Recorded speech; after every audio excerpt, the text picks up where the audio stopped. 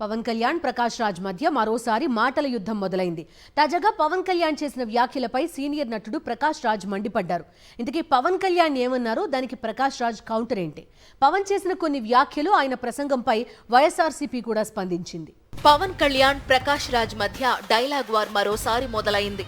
బహుభాషా విధానంపై పవన్ కళ్యాణ్ చేసిన వ్యాఖ్యలు వివాదాస్పదమయ్యాయి. పిఠాపురంలో నిర్వహించిన జనసేన ఆవిర్భావ సభలో మాట్లాడిన పవన్ తమిళులు హిందీ భాషపై లేనిపోని ద్వేషాన్ని పెంచుకుంటున్నారని విమర్శించారు. మాట్లాడితే సంస్కృతాన్ని తిడుతున్నారని, దక్షిణాదిపై హిందీని రుద్దుతున్నారంటూ విమర్శలు చేస్తున్నారని, అలా హిందీని రానివ్వకూడదని తమిళనాడులో కొందరు ప్రయత్నిస్తున్నారని అన్నారు పవన్. తమిళనాడులోకి హిందీని రానివ్వకూడదని అంత గట్టిగా డిమాండ్ చేస్తున్నప్పుడు తమిళ సినిమాల్ని హిందీలోకి ఎందుకు డబ్బింగ్ చేస్తున్నారని ప్రశ్నించారు పవన్ కళ్యాణ్. ఉత్తరప్రదేశ్, బీహార్, ఛత్తీస్గఢ్ నుంచి డబ్బులు కావాలి కానీ హిందీ వద్దంటే ఎలా అంటూ ప్రశ్నించారు. పనిచేసేవాళ్లు బీహార్ నుంచి రావాలి కానీ హిందీని మాత్రం రావద్దంటే ఎలా అన్నారు. ఈ పద్ధతి మారాలని, భాషల్ని ద్వేషించాల్సిన అవసరం లేదన్నారు పవన్. పవన్ కళ్యాణ్ వ్యాఖ్యలపై తమిళనాట ఆగ్రహం వ్యక్తమవుతోంది.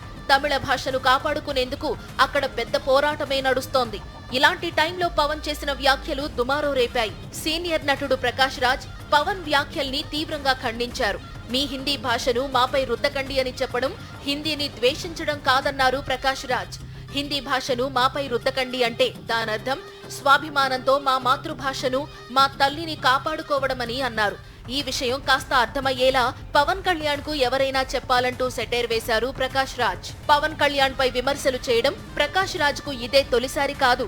ప్రశ్నించడానికే పార్టీ పెట్టానన్న పవన్ కళ్యాణ్ ఆ తరువాత ఊసరవెల్లిలా మారిపోయారని, రోజుకో రాజకీయం చేస్తున్నారంటూ గతంలో మండిపడ్డారు.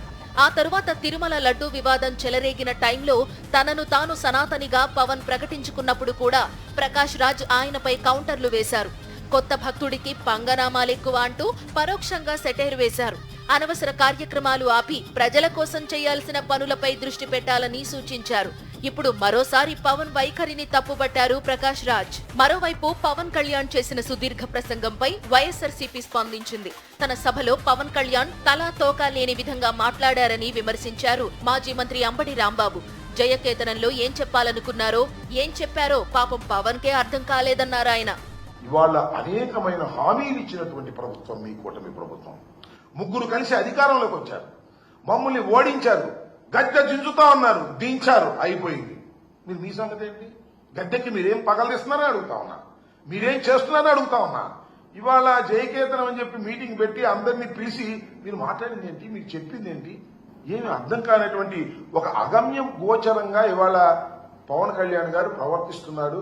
ఆయనకి అసలు ఒక సిద్ధాంతమే లేదు. షణ్ముఖ వ్యూహం అని చెప్పేసి ఒక వ్యూహం నుంచి మరొక వ్యూహం, ఆ రకంగా ఊసర వెలిలాగా మారిపోతున్నారు. సెటిల్ గానటువంటి పరిస్థితి ఇవాళ కనిపిస్తా ఉంది. ముగ్గురు కలిసి ఎన్నో హామీలిచ్చారని, అధికారంలోకి వచ్చిన తరువాత ఆ హామీల గురించి మాట్లాడకుండా ఏదేదో మాట్లాడటం పవన్ కే చెల్లిందన్నారు అంబటి రాంబాబు. ఇకనైనా అనవసర ప్రసంగాలు ఆపి ప్రజలకు ఏం చేయబోతున్నారు, పథకాల గురించి ఏం చేశారో చెబితే బాగుంటుందని సూచించారు.